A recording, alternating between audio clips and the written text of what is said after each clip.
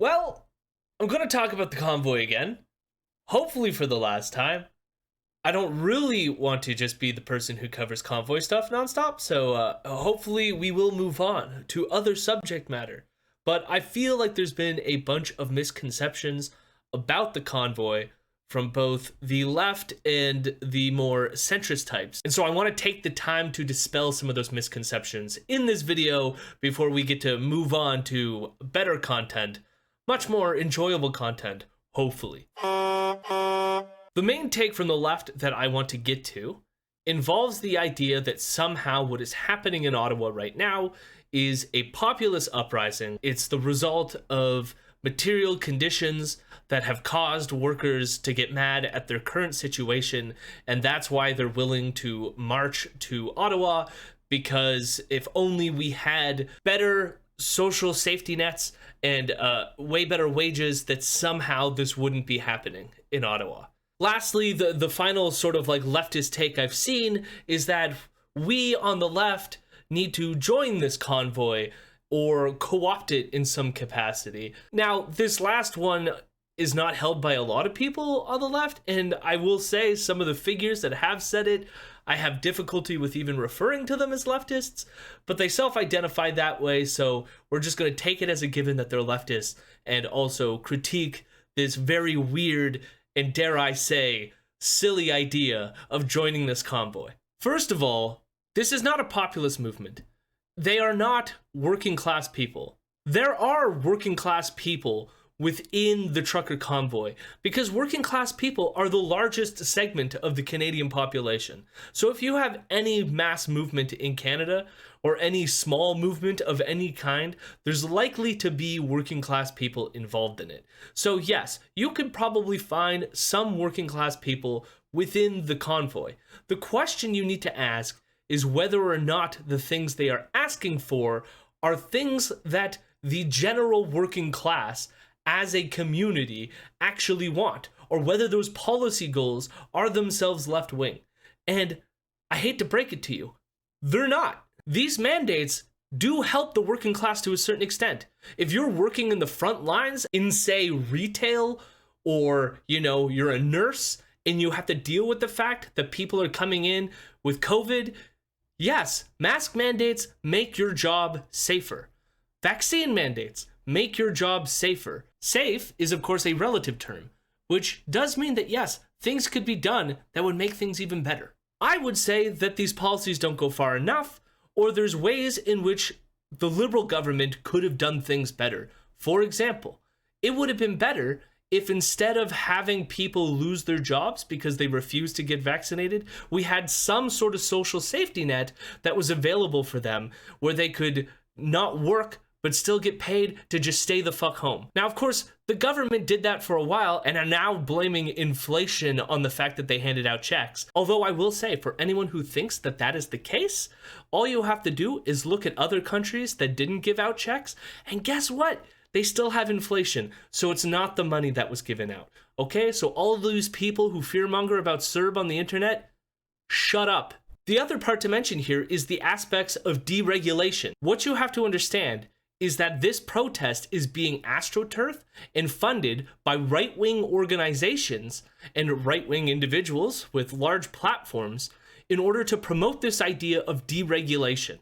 They want to remove the fact that we have laws in place that mandate health and safety. You often hear this rhetoric that somehow these public health officials are unelected busybodies that are behind the scenes like elitists that are pulling the strings of the public, and we don't vote for them, and then they just get to put in these health policies. You mentioned the politicians there. You're absolutely right. The power rests with them, but they have relinquished all their power to these unelected, unaccountable public health bureaucrats. How is it that an unelected, non-accountable bureaucrat would do such a thing or be given the green light to do such a thing? But that's how government works. I don't vote for the person who I think is a scientific expert to then, mandate a health thing. They themselves have parts of the government that they staff with medical experts who they then go to for advice on these policies. Now, here's the thing is that process, it's not always 100%. There's also a give and take. There's also other constituencies like small business owners who might give competing information, and so there's conflicts there, and it doesn't always work out as well as we would want it to. But the fact is, having a regulatory organization is good. It's good that we have health and safety measures at work. It's good that people have to wash their hands after they go to the washroom before they prepare you your food that you bought at a restaurant. That's actually a good thing. And what these assholes in Ottawa are fighting for, and what the people funding them are fighting for, is a world in which you don't have any regulations, where you can shit at work, not wash your hands, and then serve someone a burger. And maybe, just maybe, it's good that those regulations are in place. Not only for the shitting and then the preparing your food, but also in the I have a contagious disease and maybe we should find ways that I don't get to spread it to you because we have proper workplace health and safety regulations. I keep talking about the funding here because it's also important. If you want to frame this as a populist movement, why are there far-right organizations in Canada, such as Rebel News, funding the lawyers for the Coots border crossing? Cindy Pizarro and I are going to be here the entire day to see how this plays out. There's still more negotiations to do with the RCMP, and now we have Chad Williamson from Williamson Law coming down. We are crowdfunding legal defense for the truckers. Why are there members of the American government funding the trucker convoy? The same Americans that are currently overturning laws in the Supreme Court of America to ruin something called Chevron deference, which is the exact same thing in terms of having the government mandating that the EPA gets to come up with regulations, the Environmental Protection Agency. So if you get rid of Chevron deference, that means that Congress would have to, every time, there's a new chemical, design some specific law that says only this much of the chemical should be in the environment, because the EPA would not have the authority to do that. Doesn't it make more sense that you have the EPA, or in this case, public health bureaucrats, look at the evidence and decide, hey, maybe this is how we should craft this policy, instead of having the government be the ones to have to pass laws on this all the time? Considering we're not electing scientists to Congress or Parliament, and that, I don't know, expertise can actually be a good thing sometimes. And if you don't think that's happening in Canada, some of the people that are funding this trucker convoy, they're funding lawsuits to overturn the regulatory state. Notice as well why this is not a left-wing or populist movement or a working class movement, is that the only thing that it has accomplished is removing Aaron O'Toole. That's all it's done, because the constituency here is not the left. It's not the liberals. The constituency is the right wing. And now all that we're left with is this Italian-Canadian guy who thinks he's already running for prime minister, even though he hasn't won the conservative nomination yet. Hey, I'm walking here. It's a spicy meatball. Even though it is true that there are working class people within this convoy, the majority of the people that represent this convoy are the professional and business class of this country and don't really care about the safety of their own workers. So it bothers me when people say that the issue here is that somehow this is a revolt of the workers from shitty conditions.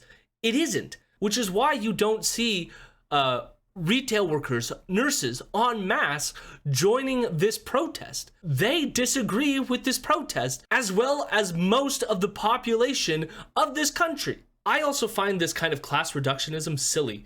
Right-wing, racist, ethno-nationalists are not motivated by shitty working conditions. They're people who have some sort of like vague sense of like a nostalgic past where things were white and there was picket fences and they want to go back to it even though it never really existed. All they perceive is that there's these immigrants coming that are like they don't speak our language and they don't fit into the culture, and there's these trans people that are like destroying what it means to be a woman and a man, and don't even get me started on non-binary folks. I mean, how do they fit into the world? And that's what motivates these people. They're the people who are like, things are not the way that they used to be, and I want to go back to that idyllic past, even though I'm going to deny reality in order to bring us back to that point, which is what they're doing. They're denying reality. We currently exist in a global pandemic where people are dying. Okay? That is the reality. They don't believe that.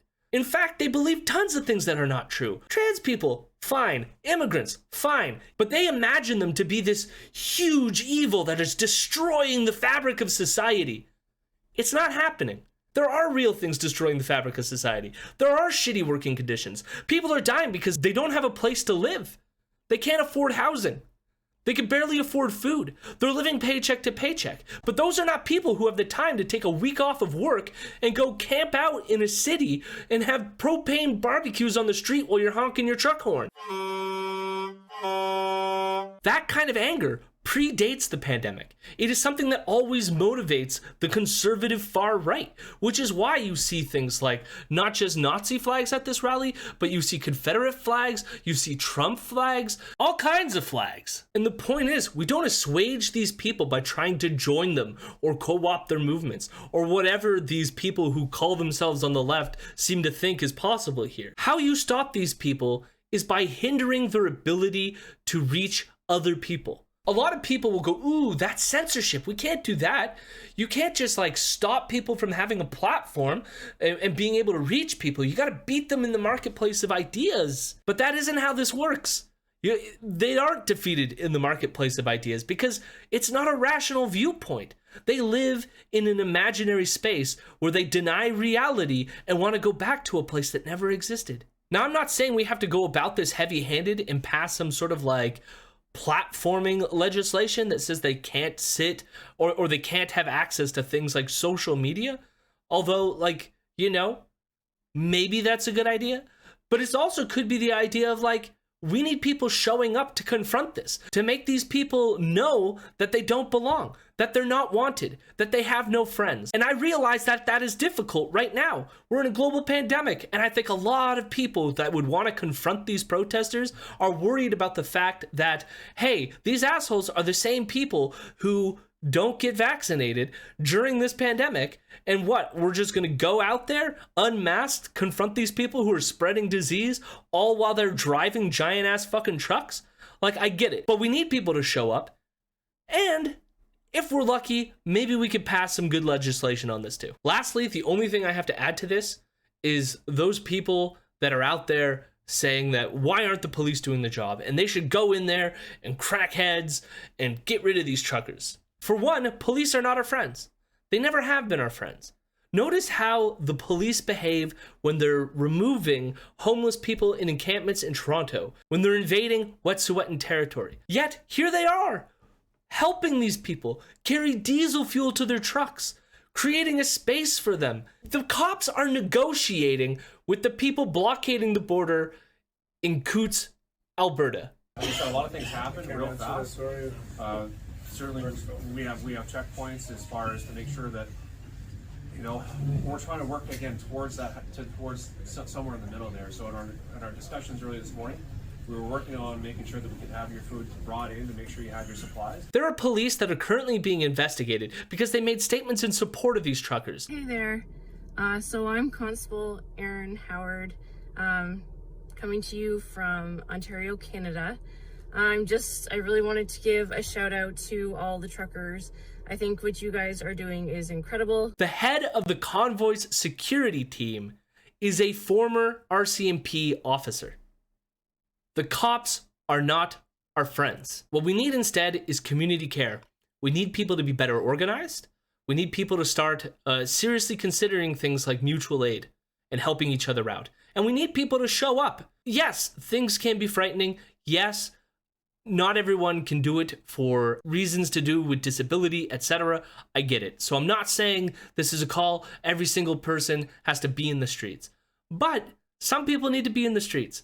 And the people who can't, there's other things you can do. And you can connect with people and organize. And the one thing that you can do is, because there's already organizations in place, and so I can't speak for everywhere, but you got to find those organizations locally to you and start connecting with them. And also don't like run in there with your ego like you have all the ideas. Like, just stop, listen, and just help. lend your body to the cause. There are also people who are fighting for legislation in terms of stopping the spread of hate speech online. And for that, I would direct everyone to go check out the Canadian Anti-Hate Network. They have some articles written on this where they discuss the kinds of legislations that can help to curb online spread of hate rhetoric. And yes, always, we should be constantly fighting to improve our society by creating a better safety net for all citizens. Like, yes, material conditions do matter. They're just not the proximate cause that leads people into right-wing movements. But like, yeah, wouldn't life be better if we didn't have to worry about the spread of a virus, that our government actually cared for us, that people were paid fair wages? Wouldn't that be a better society and one that we should fight for? That would be lovely. And I would love everyone to join us in this fight.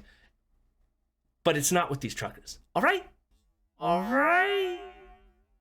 Thanks for watching the video. If you like what you saw, consider giving the video a like down below. If you want, you could even subscribe to our channel or check out some of the other content we have. If you want to see what else we're doing, you could also find the links in the description for our Twitch channel, our podcast. Leave a comment, do all the things, click that bell thing that everyone wants you to click. And if you want to support what we're doing, you can donate to us at patreon.com/imperialnews. Thanks for watching. Have a lovely day.